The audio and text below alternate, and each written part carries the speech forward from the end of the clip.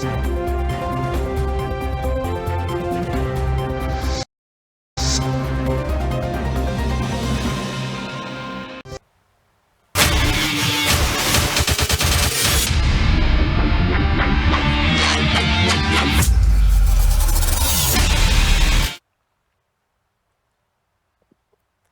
Welcome to reality check. ప్రస్తుతం మనతో పాటు ఉన్నారు పొలిటికల్ అనలిస్ట్ పురుషోత్తం రెడ్డి గారు. నమస్తే అండి. పురుషోత్తం రెడ్డి గారు, రాజధానికి మరో 44,676 ఎకరాలు కావాలి అంటూ చంద్రబాబు నాయుడు గారు చెబుతున్నట్టుగా ఒక వార్తను చూసాము. ఇప్పటికే ల్యాండ్ పూలింగ్ జరిగింది అమరావతి నిర్మాణానికి సంబంధించి. ఇంకా 44,000 ఎకరాలు కావాలి అంటూ ఒక వార్త. ఏం చెప్తారు? ఇది నిజమేనా? ఈ వార్తల్లో వాస్తవం ఉందా? ఆ వైపుగా ప్రభుత్వం ఆలోచిస్తున్నట్టుగా మనకు అర్థం అవుతుంది. ఇక్కడ అధికారికంగా ప్రభుత్వం ప్రకటించాల్సిన అవసరం ఉంది. అయితే ఇక్కడ ప్రభుత్వం అనుసరిస్తున్న వైఖరి అనేక అనుమానాలకు, అపార్థాలు దారి తీయడానికి అవకాశాలు ఏర్పడతాయి. ఎందుకంటే చంద్రబాబు నాయుడు గారు ముఖ్యమంత్రి అయిన వెంటనే ప్రారంభంలో జూన్ జూలైలో వివిధ రంగాలపైన, వివిధ ప్రాధాన్యత అంశాలపైన శ్వేతపత్రాలు విడుదల చేశారు. శ్వేతపత్రం, వైట్ పేపర్ అంటే అర్థం ప్రభుత్వం ఇప్పుడున్న పరిస్థితి చెప్తూ భవిష్యత్తులో తాము ఏం చేయబోతున్నా చెప్పే ప్రయత్నమే వైట్ పేపర్ అంటారు. ఈ వైట్ పేపర్ లో అమరావతి రాజధానికి సంబంధించి ఒక స్పష్టత ఇచ్చారు. గత ప్రభుత్వం 3 రాజధానుల పేరుతో వ్యవహారం చేసింది, అది నష్టం వచ్చింది. ఏకైక రాజధానిగా అమరావతి ఉంటుంది. ఈ 50,000 ఎకరాల్లో అమరావతి రాజధాని ఎట్లా డెవలప్మెంట్ చేయబోతాం, 5 ఏళ్ల ప్రణాళిక ఏంటో వైట్ పేపర్ రిలీజ్ చేశారు. ఏదైనా దాంట్లో భిన్నాభిప్రాయాలు ఉంటే ఉండొచ్చు ఎవరికైనా. మాలాంటి వాళ్ళు కూడా 3 రాజధానులు రాజ్యాంగంలో ఉన్నా లేకపోయినా రాజధానిలోని వివిధ కార్యాలయాలు వివిధ ప్రాంతాల్లో పెడితే బాగుంటుందన్న అభిప్రాయం ఆ రోజు చెప్పాం, ఈ రోజు అభిప్రాయంతో ఉన్నాం. బట్ మీరు ఏకైక రాజధానిగా అమరావతి అన్నారు కాబట్టి గో హెడ్. ప్రజలు కూడా ఎన్నికల ముందు కూడా చెప్పారు ఆ మాట, కాబట్టి మీకు ఆ నైతికత ఉంది మీ ఆడ పెట్టుకునే. కాబట్టి రాజధాని అక్కడ పెట్టడం వేరు, ఒక మహానగరాన్ని నిర్మించడం వేరు. కాబట్టి ఇప్పుడు ఆంధ్రప్రదేశ్ ప్రభుత్వం మహానగరం నిర్మించడమే సాధ్యాలు ఉన్నాయా అనేది ఒకవైపు అనుమానాలు ఉన్నప్పుడు, ఇంకొక 40,000 ఎకరాలు, దాదాపు 50,000 ఎకరాలు, ఇప్పుడున్న 50,000 ఎకరాలతో పాటు అంటే ప్రభుత్వ ప్రైవేటు భూమితో కలిపి ఇంకొక 50,000 ఎకరాలు తీసుకొని ల్యాండ్ పూలింగ్ ప్రకారం ఎక్స్టెండ్ చేయబోతున్నారు అంటున్నారు. ఇంకోటి వాళ్ళకి అనుకూలంగా ఉన్న పత్రికల్లో రైతులే వచ్చి అడుగుతున్నారు, మా భూమి తీసుకోండి, మా భూమి తీసుకోండి అని ముందే వార్తలు ప్రదర్శిస్తున్నారంటే ఆ ఆలోచన ప్రభుత్వానికి ఉన్నట్టుగా భావించాల్సి వస్తుంది. ఎందుకు చేస్తున్నారు? ఇది మౌలికమైన ప్రశ్న. ఎందుకు చేస్తున్నారు, సాధ్యాలు ఏంటి, దీనిపైన ఇప్పుడు రాష్ట్రంలో చర్చ నడుస్తుంది. పాయింట్ ఏంటంటే ఇప్పుడున్న 33,000 ఎకరాలు రైతుల నుంచి తీసుకున్నారు ల్యాండ్ పూలింగ్. జగన్మోహన్ రెడ్డి గారు అధికారంలో ఉన్నప్పుడు ఈ చంద్రబాబు గారు ఏమో ఈ 30,000 ఎకరాలు 50,000 ఎకరాలు అన్ని కలిపితే ఒక 10,000 ఎకరాలు అమ్ముకోవడానికి, అంటే ఫ్లాట్లు వేసి అమ్ముకుంటే 1,00,000 కోట్లు వస్తాయి, ఆ రకంగా సెల్ఫ్ సఫిషియెంట్ రాజధానిగా అది ఉంటుంది అనేది చంద్రబాబు గారు చెప్పారు. అది సాధ్యం కాదు, 4,000-5,000 ఎకరాల పైన మిగలదు, కాబట్టి దాన్ని అమ్ముకుంటే ఎంత వస్తుందో తెలియదు, కాబట్టి ఇది పెద్ద భారం అవుతుంది అనేది ఆయన చెప్పాడు. ఆ రోజు అందరూ ఏటకారం చేసినారు. మరి ఇప్పుడు చంద్రబాబు గారు కూడా 5,000-6,000 ఎకరాల లోపే మిగులుతుంది అంటున్నాడు. అంటే ఆయన డైరెక్ట్ చెప్పట్లేదు అని కొన్ని పత్రికల్లో రాసిస్తున్నారు. అంటే ఆ రోజు ఆయన చెప్పింది మీరు చెప్పింది ఒకటే. అంటే మీ 10,000 ఎకరాలు అమ్ముకుంటే 1,00,000 కోట్లు వస్తే 2,000 ఎకరాలు 3,000 వస్తే 20,000 కోట్లు కదా వస్తుంది. వస్తే తర్వాత విషయం, ఆ 20,000 ఎకరాలు అమ్మాలంటే ఫ్లాట్లు వేసుకొని ప్రజలకు ఇవ్వాలంటే ఎంత ఖర్చు పెట్టాలి? ఈ రోజు ప్రభుత్వ లెక్కల ప్రకారమే ఈ 5 ఏళ్లలో 52,000 కోట్ల రూపాయలు అప్పులు చేయబోతారు. అంటే ఈ 33,000 ఎకరాల పరిధిలో నిర్మించే రాజధానికి 50,000 కోట్లు అప్పు చేస్తే మిగతా 40,000 ఎకరాలు తీసుకుంటే ఇంకెంత ఖర్చు అవుతుంది? అది సాధ్యం ఏమిటి? ఇది ఒక సమస్య. రెండోది, ఎంత అడావుడు వస్తుంది? రైతులు ఇవ్వాలి కదా. మొబిలైజేషన్, ఈ ల్యాండ్ పూలింగ్ అంటే డెవలప్మెంట్ యాక్టివిటీ చేస్తున్నారు. అప్పుడేదో హైటెక్ సిటీ లాగా వస్తుందని అమరావతిలో రాజధాని పెట్టి ఇచ్చారు రాజధాని. ఇంకొక 40,000 ఎకరాలు ఇస్తారా? చట్టం ఒప్పుకుంటుందా? ఇది ఒక సమస్య. ఎందుకంటే సెక్షన్ 10 ప్రకారం 3 పంటలు పండే భూములని ఎటువంటి ఇతర యాక్టివిటీకి, వ్యవసాయేతర యాక్టివిటీకి ప్రభుత్వాలు తీసుకోకూడదు. ఇది ఫస్ట్ క్లాజ్, ఆహార సేఫ్టీ కోసం.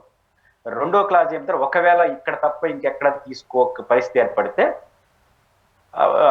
ఏం చేయాలి?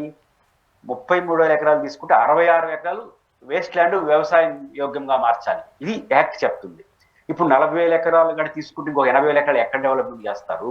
లీగల్ కాంప్లికేషన్స్ ఉంటాయి, రైతులకు ఎట్లా మేనేజ్ చేస్తారు? ఇవన్నీ కూడా అనుమానాలు దారితీస్తాయి. ఇది 70,000 ఎకరాలు అంటే దాదాపు ఇది ఒక 50,000, అది ఒక 1,00,000 ఎకరాల్లో ఎలాంటి నగరాన్ని నిర్మిస్తారు? సాధ్యమా? ఇవన్నీ అనుమానాలకు దారితీస్తుంది. దీని ప్రజలతో ప్రయోగాలు చేస్తే రేపు సక్సెస్ కాకపోతే రాష్ట్రానికి నష్టం, ఇచ్చిన రైతులకి ఏదైతే ఇప్పుడు 40,000 ఎకరాలు ఇస్తారు కదా, దాంట్లో ఒక 15,000 ఎకరాలు తిరిగి రైతులకి ఇవ్వాలి ప్లాట్ల రూపంలో. అక్కడ సక్సెస్ కాకపోతే ఆ 40,000 ఎకరాల రైతులు ఏం కావాలి? ఈ లెక్కలన్నీ రాష్ట్రంలో ఆర్థిక చూస్తుంటే పాసిబిలిటీస్ కి దగ్గరగా ఉన్నట్టు ఏమైనా అనిపిస్తుందండి? ఇప్పుడు సాధారణంగా మన ఒక బ్లూ ప్రింటో లేకపోతే ఒక ఐడియాలజీ ఉంటుంది, ఇంత నెంబర్ ఉండింది, ఇలా చేద్దాం అనుకుంటున్నాము, దీనివల్ల సాధ్యాసాధ్యాలు ఇవన్నీ కూడా మనం పేపర్ వర్క్ మీద పెడుతూ ఉంటారు. బట్ ఎక్కడన్నా మీకు ఒక యాజ్ అనలిస్ట్గా ఇంత ఎక్స్పీరియన్స్ ఉన్న మీకు అనిపిస్తుందా ఇవన్నీ పాసిబిలిటీస్లోకి వచ్చేసరికి ఎంతో కొంత సాధ్యమయ్యే అవకాశం ఉంది అని? ఫస్ట్ పాయింట్ ఏంటంటే అక్కడ రాజధాని నిర్మాణం చేయడం సాధ్యమే. ఏంటి రాజధాని? అసెంబ్లీ, సెక్రటేరియట్, ఒక అడ్మినిస్ట్రేషన్ క్యాపిటల్ నిర్మాణం చేయడం పెద్ద ఇబ్బంది ఏం లేదు. మనకున్న పరిమిత వనరులతో ఒక రాజధాని పరిపాలనా సౌకర్యంతో కూడుకున్న ఏర్పాట్లు అయితే చేయొచ్చు. కానీ ఒక నగరం సాధ్యం కాదని మొదటి నుంచి మాకున్న అభిప్రాయం. ఒక నగరం, కొత్త నగరం. ఎందుకంటే ఈ దేశంలో నోయిడా, చండీగఢ్, నయా రాయ్పూర్, లవాసా ఫ్రమ్ మహారాష్ట్ర, ఇట్లాంటి అనేక చోట్ల కొత్త నగర ప్రయోగాలు దేశంలో జరిగినాయి. చండీగఢ్ అయితే 70 ఏళ్ల క్రితం జరిగినట్టుంది. అది 70 ఏళ్ల క్రితం చండీగఢ్ రెండు ధనవేంద్ర రాష్ట్రాలు, అంటే హర్యానా అండ్ చండీగఢ్ 2 రాష్ట్రాలు, పంజాబ్ 2 రాష్ట్రాలు కలిసి ఉమ్మడి రాజధాని. అది ధనవంత రాష్ట్రాలు 2. ఇప్పటికీ అది గుంటూరు నగరంతో సమానంగా ఉంది జనాభా. ఇప్పటికీ 2 రాష్ట్రాల రాజధాని. మీరు గుంటూరు ఒక పక్క ఉంది, ఒక 11 లక్షల 12 లక్షల జనాభా, ఇంకో పక్క విజయవాడ 20 లక్షల జనాభాతో ఉంది. ఈ 2 కాదని ఇంకో కొత్త నగరం నిర్మించడం సాధ్యమా? ఇది మౌలికమైన ప్రశ్న. మీకు నోయిడా ఢిల్లీకి దగ్గరగా ఉంటుంది. నోయిడాలో ఫ్లాట్లు, అపార్ట్మెంట్లు కట్టిన తర్వాత ఇంకా 40-50% అపార్ట్మెంట్ ఆక్యుపేషన్ జరగట్లేదు అక్కడ. కారణం ఏంటంటే అక్కడ పనిచేసే వాళ్ళు 1 లక్ష మందికి ఉద్యోగాలు వచ్చినాయి. Private company. నోయిడా మంచి పారిశ్రామిక వాడ, SEZ. ఆడు ఉద్యోగం చేసుకుంటున్నాడు, ఢిల్లీకి వెళ్ళిపోతున్నాడు. ఇంకో పక్క నగరం ఉంది. అంటే ఇప్పుడు అమరావతిలో ఉన్నవాడు కూడా ఆడ పోయి ఉద్యోగం చేసి సాయంత్రానికి విజయవాడకు వచ్చేస్తాడు, లేకపోతే గుంటూరుకు వచ్చేస్తాడు. ఇంకా ఓపుకున్న మీలాంటి వాళ్ళు ఏకంగా హైదరాబాద్కి వెళ్ళిపోతారు. కాబట్టి సమస్య ఏంటంటే హైదరాబాద్ ఇప్పుడు 6 గంటలకు కొట్టామంటే, వెహికల్ కొట్టామంటే 6 గంటలకు హైదరాబాద్ పడిపోతున్నాం. కాబట్టి ఇట్లాంటి వాతావరణంలో కొత్త నగరం సాధ్యం కాదనేది మాకున్న అభిప్రాయం. బట్ ప్రభుత్వం సాధ్యం ఉంటుంది, ఇది చేయండి. ఒక కంటిన్యూ ప్రాసెస్ లో ఇది నిన్నటి వరకు 33 ఎకరాలు, ఇప్పుడు 40 ఎకరాలు. అంటే మేమేమి ఇప్పుడు కరెక్ట్ కాదు, తప్పు, ఒప్పు జోలికి వెళ్ళట్లేదు. మా అంచనా ప్రకారం సాధ్యం కాదు, బట్ ప్రభుత్వం చేసి చూపిస్తానంటే వెల్కమ్. కాకపోతే అది ప్రభుత్వానికి, అక్కడ ఇచ్చిన రైతులకు భారంగా మారకుండా చూసుకోవాల్సిన బాధ్యత మాత్రం ప్రభుత్వానికి. ఇప్పుడు రైతులు తమంతట తాముగా వచ్చి మేము పొలాలు ఇస్తాము, లేకపోతే మా మా మా మా స్వాస్థ్యం ఇస్తాము అని చెబుతున్న నేపథ్యంలో ఆల్రెడీ ఇచ్చిన రైతులకు న్యాయం జరిగిందా? ఆ రోజు మనం రైతులందరూ బయటికి రావడం చూసాం, ధర్నాలు చేయడం చూసాము, మాకు అమరావతి కావాలి, ఎందుకంటే మేము మా పిల్లలు ఒక రకంగా చెప్పాలనంటే ఈ భూముల మీద ఆశ పెట్టుకుని ఉన్నాము అన్నట్టుగా. అదేమైనా రైతులు సాటిస్ఫై అయ్యారని అనుకోవచ్చా మనం? అంటే వాళ్ళు అక్కడ సాటిస్ఫాక్షన్ అంటే 50,000 ఎకరాలు ఇస్తారు కదా, అంటే 37 ఎకరాలు రైతులు ఇచ్చారు. 10,000 ఎకరాలు తిరిగి రైతులకు ఇచ్చేవాళ్ళు. డెవలప్మెంట్ చేసి ప్లాట్ల రూపంలో, అంటే 1,00,000 ప్లాట్లు రైతుకి ఇవ్వాలి. వాళ్ళు ఏమనుకున్నారంటే, 1 ఎకరా నేను ఇచ్చేసిన, అంటే 1 ఎకరా అంటే 100 సెంట్లు ఉంటుంది, 30 సెంట్లు తిరిగి నాకు ఇస్తారు డెవలప్మెంట్ చేసి 3 ప్లాట్ల రూపంలో. ఒక నగరం వస్తుంది కదా, ఫ్లాట్ గా మారుతుంది కదా. కాబట్టి హైటెక్ సిటీ, అప్పుడే కోకాపేట ఏదో మీ హైదరాబాద్ లో లక్షల రూపాయలు, కోట్ల రూపాయలు పలికింది సైటు, కోకాపేట భారీ ఎత్తున. దాన్ని ఊహించుకున్నారు. హైటెక్ సిటీలో ఎట్టయితే కడితే 1 ఎకరా ఇప్పుడు 20 లక్షలు, 30 లక్షలు, 50 లక్షలు భూమి ఉంటే నాకు 1 ఫ్లాట్కే 1 కోటి రూపాయలు వస్తుందని ఆశించారు ఆ రైతు. 3 ఫ్లాట్లు తిరిగిస్తున్నారు కాబట్టి ఇచ్చిన దానికన్నా ఎక్కువ వస్తుంది, రాజధాని మా ఊర్లో ఉంటుంది అనుకున్నారు. ఇప్పటికి కూడా వాళ్ళకి అంత కాకపోతే కొంత నమ్మకం ఉంది. ఏంటంటే ఒక సిటీ వస్తే 3 ఫ్లాట్లు మనకు వస్తే ఎంతో, ఇంతవరకు ఆ ఫ్లాట్లు ఇవ్వలేదు. ఇప్పుడు 33,000 ఎకరాలు తీసుకుని 1,00,000 ఫ్లాట్లు డివిజన్ జరగలేదు. ఇంకా 1,00,000 ఫ్లాట్లు డివిజన్ చేసి వాళ్ళకి ఇవ్వాలి. 2వ తర్వాత ఇవ్వాలంటే అక్కడ వాతావరణం వస్తేనే ఇవ్వడం కొంటారు. కాబట్టి రైతులకు సంబంధించిన వాళ్ళకి ఒక నమ్మకం ఉంది. ఏంటంటే ఎట్లాగా మనం ఇచ్చాం, 3 ఫ్లాట్లు ఇచ్చారంటే మనకు సరిపోతుంది అనుకుంటారు. కానీ ఇంకా 40,000 మంది దేని చూసి రావాలి? అది ఇక్కడ ప్రశ్న. వస్తారా? నా డౌట్. అదే ఒక అనుమానం ఏం చాలా మందికి ఉందంటే, ఈ భూమిని తాకట్టు పెట్టి లోపలు తీసుకుంటూ ఉంటారు, ప్రభుత్వ భూమి వాటిని. ఇప్పుడు 30,000 ఎకరాలు అది ఉన్నాయి, 1,00,000 ఫ్లాట్లు అమ్ముతాం అది ఇది. కాబట్టి ఇంకొంచెం అప్పు తీసుకోవడం కోసం 40,000 ఎకరాలను చూపిస్తారా? అంటే కొంచెం అప్పు ఎక్కువ తీసుకోవడం కోసం సేకరించే పేరుతో తీసుకుంటారా? ఇట్లాంటి ప్రయోగాలు ఏమైనా జరుగుతుంది, చిన్న అనుమానం. అందువల్ల ప్రభుత్వం, నా అభిప్రాయం ఏంటంటే, మీరు 40,000 ఎకరాలు తీసుకునేది నిజమా? తీసుకుంటే మీ ప్లాన్ ఏంటి? మరి జూలైలో మాస్టర్ ప్లాన్ పెట్టిన శ్వేతపత్రంలో 33,000 ఎకరాలు ప్లస్ ఈ 50,000 ఎకరాల్లోనే రాజధానిని మళ్ళీ దానికి భిన్నంగా ఎందుకు పోతున్నారు, ఎట్లా కడతారు, అదేమైనా సాధ్యమే పనేనా?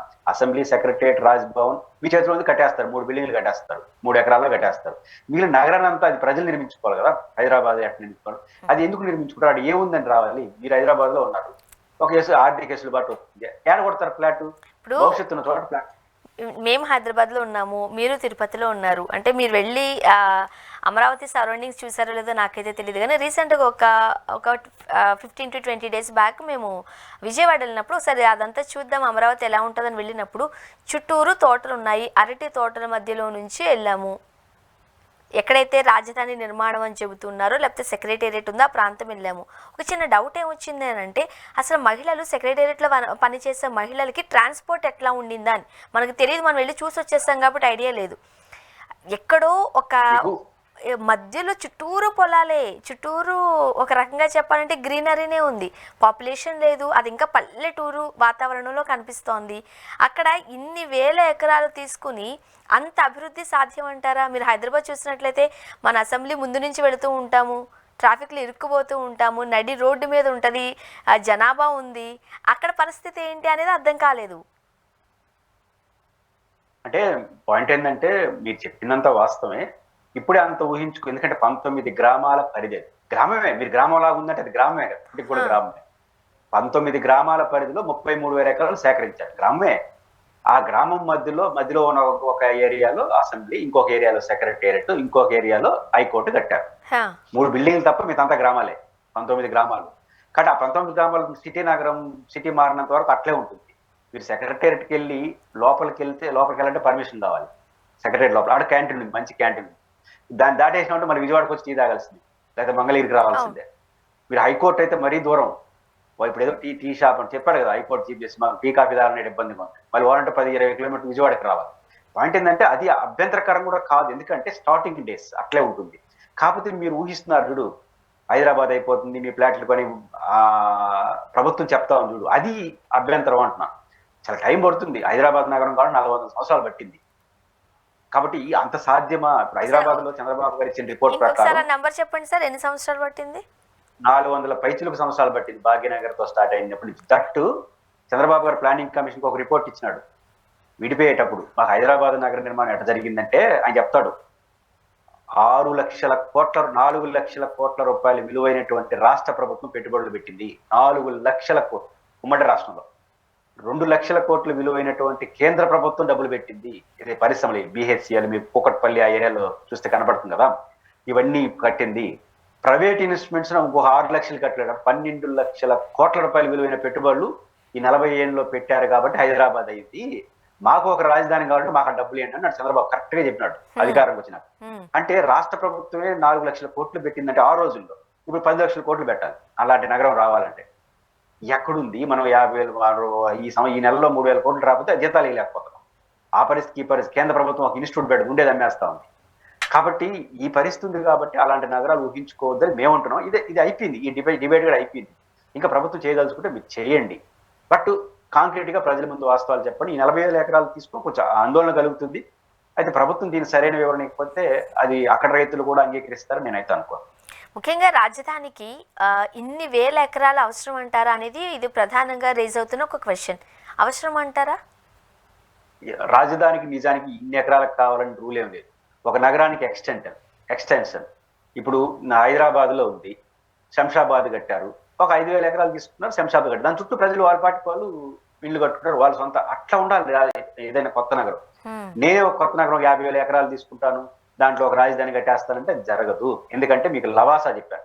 లవాసాని యూట్యూబ్ లో మీరు కొట్టండి, ఆడబిడ్డలకు రక్షణ ఉందా అని వస్తుంది. మీకు లవాసా గోస్ట్ సిటీ అని వస్తుంది.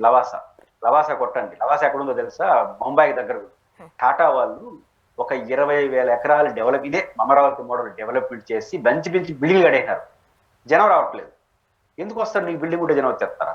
అంటే లవాసా పెద్ద ఎక్స్పీరియన్స్ కాబట్టి యాజ్ ఎ ఫెయిల్యూర్ సిటీగా వస్తుంది. మీకు కొట్టారంటే ఎవరు పోవట్లేదు. టాటా వాళ్ళు కట్టేసినారు. కాబట్టి నువ్వు నగరాన్ని కట్టేటువంటి బిల్డింగ్లు కట్టాడు, నీకు డబ్బులే ఉన్నాయి.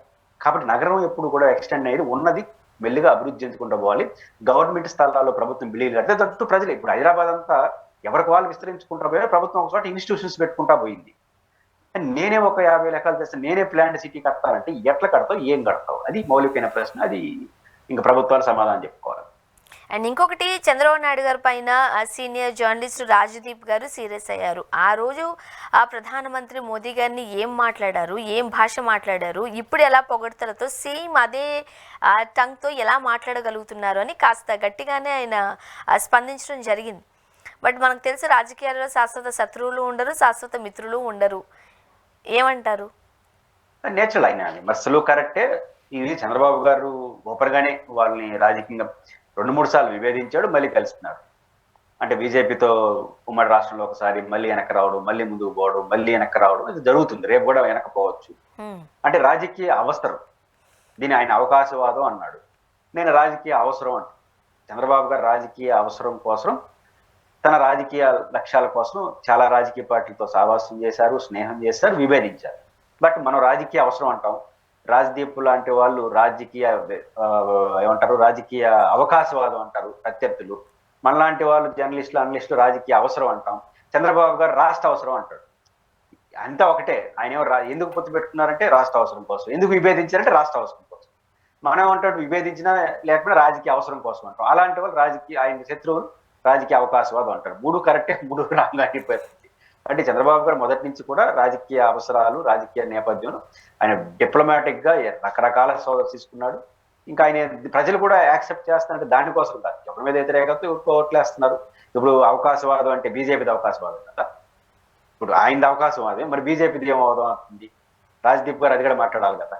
ఇప్పుడు చంద్రబాబు గారు బీజేపీతో పొత్తు పెట్టుకోవడం అవకాశం ఉంది, ఆయనతో పొత్తు పెట్టుకున్న బీజేపీది అవకాశవాదం కదా. మరి పవన్ కళ్యాణ్ గారు ఎందుకు విభేదించాడు, ఎందుకు కలిసినాడు? కాబట్టి ఎవరు అవకాశవాదాలు వాళ్ళని, చంద్రబాబు గారు అవకాశం ఆయన తీసుకున్నాడు. కాబట్టి ఇది చంద్రబాబు గారు ఒక్కరే అవకాశవాదం, మీద అందరూ కరెక్ట్ అనుకుంటే అందులో అవకాశవాదాలు స్పష్టంగా కనిపిస్తా ఉంటారు. అంటే దీన్ని బట్టి మనం చూస్తుంటే లౌకికవాదం అర్థం మారుతోందా ఆయన అన్నట్టుగా? అసలు లౌకికవాదానికి భారతదేశంలో ఎవరూ నిజాయితీగా లేరు, ఎవ్వరూ లేరు నిజాయితీగా. లౌకికవాదం అనే విషయంలో ఎవరు అవకాశాలు వాళ్ళవి. అంటే లౌకికవాదం అంటే బీజేపీని వ్యతిరేకించడమే లౌకికవాదం అని ఒక బండ సిద్ధాంతం ఉంది భారతదేశం. అంటే బీజేపీని వ్యతిరేకించేవాడు లౌకికవాది, బీజేపీతో కలిసి ఉండేవాడు మతోన్మాది. చంద్రబాబు గారు బీజేపీతో కలిసి ఉంటే మతోన్మాది, బయట వచ్చేస్తే లౌకికవాది. ఇది కొన్ని సిద్ధాంతం, ఇది తప్పు అంటున్నాను. లౌకికవాదం అనే విషయంలో భారతదేశంలో ఎవరూ నిజాయితీగా లేరు. ఈ విషయంలో బీజేపీని ప్రశ్నించే హక్కు నాకు తెలిసి ఎవరికీ లేదు. అంటే ఎవరు కలవంది బీజేపీతో, ఒక వామపక్షాలు, కాంగ్రెస్ మినహాయించి అందరూ కలిసి వేసినారుగా. మరి బీజేపీతో కలిసిన వాళ్ళందరితో వామపక్షాలు స్నేహం చేయలేదా? అంత మాట్లాడేవాళ్ళు. బీజేపీతో కలిసి బయటకు వచ్చిన చంద్రబాబు నాయుడు గారితో రాహుల్ గాంధీ స్నేహం చేయలేదా? ఎవరు నిజాయితీ కూడా లౌకికవాద విషయంలో? ఎవరో కమ్యూనిస్ట్ పార్టీలో ఒక ప్రకటన చేశాయి. చంద్రబాబు గారు ఏమో నేను ఎన్డీఏ పార్టీలు అంటే ఈ మధ్య గెలిచారు కదా 2024లో, మేము ఒప్పుకోము ఆయన ఎన్డీఏ భాగస్వామి అంటే. వీళ్ళు ఎందుకు ఒప్పుకునేది? ఆయన ఆల్రెడీ ఎన్డీఏతో సహవాసం చేస్తా అంటే మేము ఒప్పుకోమంటారు. అంటే భవిష్యత్తులో పొరపాటు నేను బీజేపీ చూస్తే మళ్ళీ సేవం చేయడానికి కోసం. అంటే ఎవ్వరూ భారతదేశంలో లౌకికవాదం విషయంలో నిజాయితీగా లేరు. అందువల్ల లౌకికవాదం అనే దానికి ఓట్లుగా మారట్లేదు. ఎందుకు మారట్లేదంటే ఎవరు నిజాయితీగా ఉన్నాడు లౌకికవాద విషయంలో? బీజేపీతో పొత్తు పెట్టుకున్నాడు అందరూ మతోన్మాది, బీజేపీతో బయట వచ్చి ఆ మతోన్మాది బయట వచ్చేస్తే వాళ్ళు లౌకికవాద అయిపోతారు, మరుసటి రోజే లౌకికవాద అయిపోతారు. ఇంత అవకాశవాదం ఉంటే లౌకికవాదానికి విలువాడు ఉంటుంది. కాబట్టి భారతదేశంలో నా దృష్టిలో ఒక వామపక్షాలు కొంత, ఎందుకు వామపక్షాలు కొంత అంటానంటే వాళ్ళకి సిన్సియారిటీ ఉంది, కానీ వాళ్ళు బీజేపీతో కలిసినందుకు మళ్ళీ సావాసం చేస్తారు. కాంగ్రెస్ లౌకికవాదే, మరి మీరు అందుకు సావాసం చేస్తారు. కాబట్టి ఈ దేశంలో నా దృష్టిలో ఎవ్వరు పైకి చెప్తున్న లౌకికవాదులు అయితే కాదు, అందరూ వాళ్ళ అవకాశ రాజకీయాలు చేస్తున్నారు. ఈ విషయంలో బీజేపీని ప్రశ్నించే హక్కు నాకు తెలిసి ఎవరికైతే లేదు. సార్, వైజాగ్కి మాజీ ఇంటెలిజెన్స్ చీఫ్ ఏబి వెంకటేశ్వరరావు గారు కోడికత్తి వ్యవహారంలో ఉన్న శ్రీనివాస్ గారిని కలిశారు. ఫస్ట్ ఆఫ్ ఆల్ కలవడాన్ని మీరు ఎలా చూస్తారు? అంటే కొంతమంది ఏబి వెంకటేశ్వరరావు గారు 2 కారణాలు ఇస్తే కలవడం కరెక్ట్ కాదు. ఒకటి, ఈ ప్రభుత్వంలో కీలకంగా ఉన్నటువంటి ఒక కార్పొరేషన్ చైర్మన్, ప్రభుత్వ నామినేటెడ్. 2, ఆయన పోలీస్ మాజీ అధికారి. ఈరోజు జగన్మోహన్ రెడ్డి గారు విశాఖపట్నంలో ఆయన పైన దాడి జరిగింది. వైఎస్ఆర్ కాంగ్రెస్ పార్టీ ఏమంటుంది? ఇది తెలుగుదేశం వాళ్ళు చేయించారు అంటుంది. తెలుగుదేశం ఏమంటుంది? మీరే చేయించుకున్నారు అంటుంది. దీనిపైన ఎన్ఐఏ వాళ్ళు, నేషనల్ ఇన్వెస్టిగేషన్ అథారిటీ ఎన్ఐఏ వాళ్ళు విచారణ జరిపిస్తున్నారు. అది రానియండి, లేకపోతే అది ఆలస్యం అవుతుంది అనుకుంటే కేంద్రం రాష్ట్రంలో మనమే ఉన్నాం కాబట్టి దాని నుంచి తొందరగా రిపోర్ట్ వచ్చి ఏది కరెక్టో ఏది తప్పో తేల్చేవాలి. అంతవరకు పోలీస్ స్థాయి అధికారులు, ఆయన మాజీ కావచ్చు బట్ ఈ పోలీస్ డిపార్ట్మెంట్, ఆయన పోయి ఆయన కలిస్తే నిందితుడిని, ఆరోపణలు ఎదుర్కొన్న నిందితుడు, కానీ దాడి చేసింది ఆయనే. వీళ్ళు చేయించుకున్నారా ఆయన చేయించుకున్నారా ఆయనే చేసినాడు అని తేలాల్సి ఉంది. చేసింది అయితే ఆయనే కదా. ఆ చేసిన ఒక మాజీ ముఖ్యమంత్రి ఆ రోజు ప్రతిపక్ష నాయకుడి పైన దాడి చేసిన ఆయన్ని పోలీస్ ఆఫీసర్ కలిస్తే ఒకళ్ళు జగనే చేయించుకున్నాను అనుకుందాం. అట్లా కలవచ్చా మనం? కలిస్తే ఏం సిగ్నల్స్ ఇస్తున్నారు? ప్రభుత్వం ఇంకేం సిగ్నల్? ఆయన ప్రభుత్వానికి తెలిసిపోయినాడు నాకు తెలియదు కానీ ఇది ప్రభుత్వానికి చాలా నష్టం వస్తుంది. ఈ రోజు ఆయన కలిస్తే రేపు ఎన్ఏ రిపోర్టు మీరు అనుకున్నట్టు వచ్చినా కూడా జనం నమ్మరు, జగనే నమ్ముతారు. ఎందుకంటే అది తేలేంత వరకు మౌనంగా ఉండాలి, దూరంగా ఉండాలి. అవసరం విచారణ తొందరగా చేయడానికి కావాల్సిన ఏర్పాట్లు చేసుకోవాలి. ఆయన వెళ్ళి కలవడం, కలిసిన వెంటనే జగన్ పైన అటాక్. జగన్ ఈ రాష్ట్రానికి ఆటంకము, రాష్ట్రానికి అరిష్టము, నేను రాజకీయాలకు రాబోతున్నాను. రాజకీయాలు లేపు ఉంటే కదా, రాజకీయాలు లేకుండా ఉన్నాడు ఆయన. ఇవన్నీ రాజకీయం అనుకుని ఏమంటారు? రాజకీయాలు లేకుండా ఉన్న కొత్తగా రాజకీయాలు వచ్చేది ఏ రాజకీయ పార్టీ? తెలుగుదేశం చేస్తా, లేకపోతే ఇంకో పార్టీ చేస్తారు చర్చ తప్ప రాజకీయాలు రావడానికి నేనేం తప్పట్టు. ప్రతి పౌరుడు రాజకీయాలు అవసరం, చదువుకున్నాడు, ఐపీఎస్ ఆఫీసర్ ఆయన వస్తే మంచిదే, రాజకీయాలు రావాల్సిందే. లేకపోతే కదా మనం రాజకీయాలు రోజు చేసి అదే కదా. రెండో జగన్మోహన్ రెడ్డి గారు ఈ రాష్ట్రానికి అరిష్టం అయిపోయింది కదా. 2024లో చెప్పారు, ప్రజలు మిమ్మల్ని నమ్మారు, ఆయన ఓడించేసినారు. ఇంకెందుకు ఆయన అరిష్టాలతో పని? ఓడించేసినారు. 2029లో మళ్ళీ గెలిపించరు. మీరు బాగా పరిపాలిస్తే ఆయన ఎందుకు గెలిపిస్తారు? కాబట్టి ఇంకా జగన్ తిట్టడం ఏంది? విమర్శించండి, ఆయన ప్రభుత్వం మీద చేసే విమర్శలకు సమాధానం విమర్శించండి, గత తప్పులు ప్రశ్నించండి. ఇంకా జగన్ అరిష్టం అంటే మీరు భయపడుతున్నారా, లేకపోతే భవిష్యత్తు ఆయన వచ్చేస్తాను భయపడి ఏమైనా మాట్లాడుతున్నారా? నాకైతే అర్థం కాదు. యాక్చువల్గా సంబంధిత అధికారులు ఆ అధికారంలో ఉన్నప్పుడు ప్రభుత్వాలకి లోబడి లేకపోతే ప్రభుత్వాలతో కలిసి పనిచేయాల్సిన అవసరం ఎంతైనా ఉంటుంది, వాళ్ళ హోదాను బట్టి మనం చూస్తూ ఉన్న నేపథ్యంలో. బట్ వన్స్ ఆ పదవి నుంచి బయటకు వచ్చిన తర్వాత, లేకపోతే అక్కడి నుంచి వేరే దగ్గరికి వెళ్ళిన తర్వాత వాళ్ళు ఉద్యోగరీత్యా మాత్రమే వాళ్ళ మాటలు ఉంటాయి, వాళ్ళ చర్యలు ఉంటాయి. బట్ ప్రస్తుత రోజుల్లో ఇలా పెద్ద ఉన్నత స్థానాలలో ఉండి బయటకు వచ్చిన అధికారులు టార్గెటెడ్గా రాజకీయ నాయకుల గురించి మాట్లాడడాన్ని అది కరెక్టే అంటారా? ఏమనిపిస్తుంది? అది ఏ పార్టీకి సంబంధించిన వ్యక్తి అయినా సరే, ఏ పార్టీ గురించి మాట్లాడిన వాళ్ళైనా సరే. నిజానికి నిబంధనల ప్రకారం ఆయన కలవడం, ఆయన బహిరంగ మాట్లాడడం కూడా నిబంధనలు సాంప్రదాయాల ప్రకారం అఖిల భారత సర్వీసులో ఉన్నవాళ్ళు. నాకు ఎడ తెలిసిందంటే ఒకసారి అజయ్ కల్లాం గారు తిరుపతిలో ఒక సమావేశం పెట్టాడు. ఆయన మార్పు కోసం అని పుస్తకం రాశాడు. అది కరెక్ట్గా ఎన్నికలకు 1 year ముందు తిరుపతిలో ఆవిష్కరించారు. అప్పుడు మీలాంటి జర్నలిస్టులు అడిగారు, ఎలక్షన్ ఇంకొక 6 నెలల సంవత్సరం ఉండగా ఆవిష్కరించారంటే మీకు ఏమైనా రాజకీయ ఉద్దేశాలు ఉన్నాయా అనేది క్వశ్చన్. ఆయన ఇచ్చిన సమాధానం ద్వారా నాకు అర్థమైంది. ఐవీఆర్ కృష్ణారావు గారు కూడా రాశారు పుస్తకం, ఎవరు రాజధాని అమరావతి, చీఫ్ సెక్రటరీ రిటైర్ అయిన తర్వాత. వాళ్ళిద్దరు మీటింగ్ లో నేను కూడా పాల్గొన్నాను. వాళ్ళిద్దరు ఇచ్చిన సమాధానం ఏంటంటే, మేము 1 year పాటు ఎందుకు ఆగాము అంటే అఖిల భారత సర్వీస్ లో పనిచేసిన వాళ్ళు 1 year పాటు బహిరంగంగా మాట్లాడవద్దు, ఇది సాంప్రదాయం, ఇది నిబంధనలు. అంటే 1 year వరకు మాట్లాడకూడదు, వేరే అంటే రాజకీయాలు కానీ ఇతర అంశాలు మాట్లాడకుండా ఉండాలి. వాళ్ళకి తెలిసిన సమాచారం ఉంటే సంబంధించిన ఏజెన్సీకి ఇవ్వాలి. అసలు ఏబి వెంకటేశ్వరరావు గారు బహుశా June 30 మే 31 రిటైర్ అవుతున్నాడు. నాకు తెలిసి మే 31 ఏప్రిల్ 30 రిటైర్ అవుతున్నాడు, ఎన్నికల రిజల్ట్స్ రాకముందే. రిటైర్ అయిపోయిన తర్వాత ఇంకా 1 year పాటు మే 31 కావాలి. ఇంతవరకు కాలేదు కదా. కాకుండా ఆయన బహిరంగ అన్ని మాట్లాడేస్తున్నాడు. కాబట్టి ఇది సర్వీస్ రూల్స్ కూడా అంత కరెక్ట్ అని నేను అనుకోవట్లేదు. బట్ వాళ్ళు రాజకీయాలకు రావడం నేను తప్పట్టు. మే 31 తర్వాత డైరెక్ట్గా రాజకీయాలు రాని, రాజకీయం అసలు చేయండి, తప్పేం లేదు. రావాలి కూడా, చదువుకున్న వాళ్ళే రావాలి. బట్ ఆయన వ్యవహరిస్తున్న తీరు వల్ల వాళ్ళు ఏమనుకుంటున్నారంటే, చాలా మంది జగన్కి వ్యతిరేకంగా మాట్లాడుతున్నాడు కాబట్టి జగన్కి ఇబ్బంది అనుకుంటారు. నో, జగన్మోహన్ రెడ్డికి వ్యతిరేకంగా మాట్లాడినా అల్టిమేట్ గా ఆయన చేసే ప్రతి చర్య తెలుగుదేశానికి ఇబ్బంది. ఈరోజు కార్పొరేషన్ చైర్మన్ గా తెలుగుదేశం అపాయింట్మెంట్ చేసింది. ఆయన పోయి ఆయన కలిస్తే నిందితుడే అంటున్నాడు. ఆయన నిందితుడే, డైరెక్ట్ గా ఆయన అటాక్ చేసింది వాస్తవం. ఆయన వెనకాల ఎవరున్నారు, ఆయన చేసినాడా ఎవరైనా చేయించారని తేలాలి. కాబట్టి ఆయన డైరెక్ట్ పార్టిసిపేట్ చేయడానికి కాబట్టి ఇంకా ఆయనకి ఏం పంచాయతీ, ఆయన పడే శిక్ష పడుతుంది. అంటే అట్లాంటి వ్యక్తి నాకు పోలీస్ ఆఫీసర్ కలవడం, ఆ తర్వాత జగన్ తిట్టడంతో మీరు ఎవరికి నష్టం చేస్తారంటే అధికార పార్టీకి నష్టం చేస్తారు. సరే, నెక్స్ట్ మన ఏపీలో అన్ని కూడా ప్రైవేటీకరణ దిశగా అడుగులు వేస్తున్నారు. ఈ నేపథ్యంలో విగ్రహాలను కూడా విడిచిపెట్టట్లేదు. మనం హైదరాబాద్లో చూస్తాము, అతిపెద్ద అంబేద్కర్ గారి స్టాచ్యూ, అలానే విజయవాడలో కూడా ఉంది. తెలుసా, దాని నిర్వహణకి సంబంధించిన బాధ్యతలు అన్నీ కూడా ప్రైవేట్ వ్యక్తులకు అప్పగించే ఉద్దేశంతో చంద్రబాబు నాయుడు గారు గవర్నమెంట్ ఉండింది. ఇది కరెక్ట్ కాదు అంటూ సిపిఐ రాష్ట్ర కార్యదర్శి శ్రీనివాస్ గారు హితవు పలికారు. మీరేమంటారు? ఆయనతో పాటు ఏకీభవిస్తారా? పాయింట్ ఏంటంటే, ఆంధ్రప్రదేశ్ లో 2 ప్రయోగాలు జరుగుతున్నాయి. PPL, public private partnership.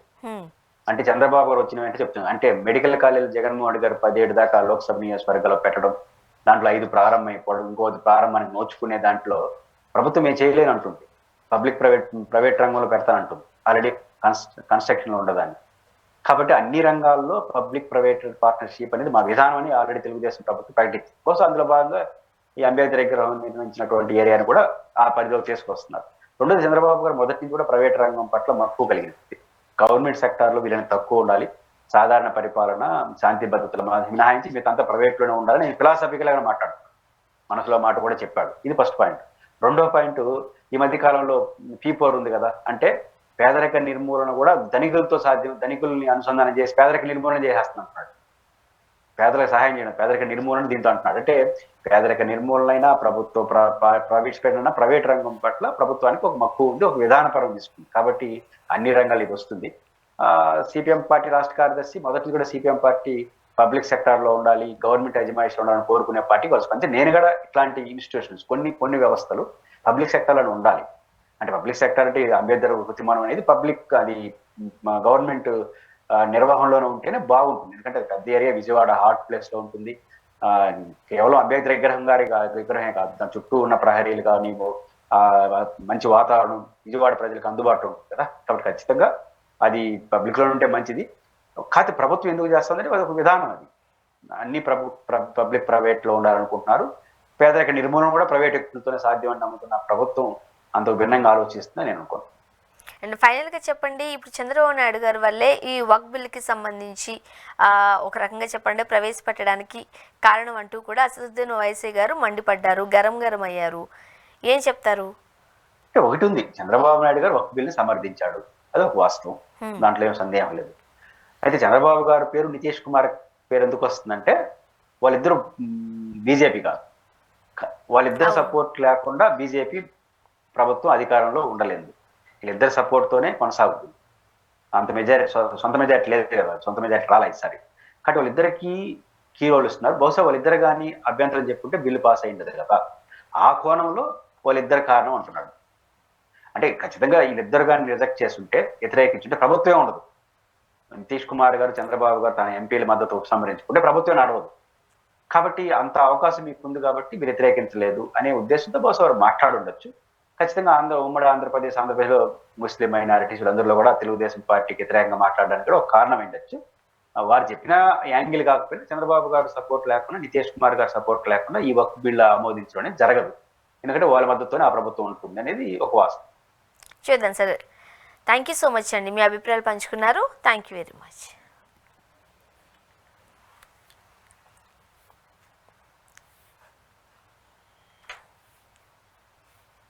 ఇది వాళ్ళ రియాలిటీ చెక్. Stay tuned.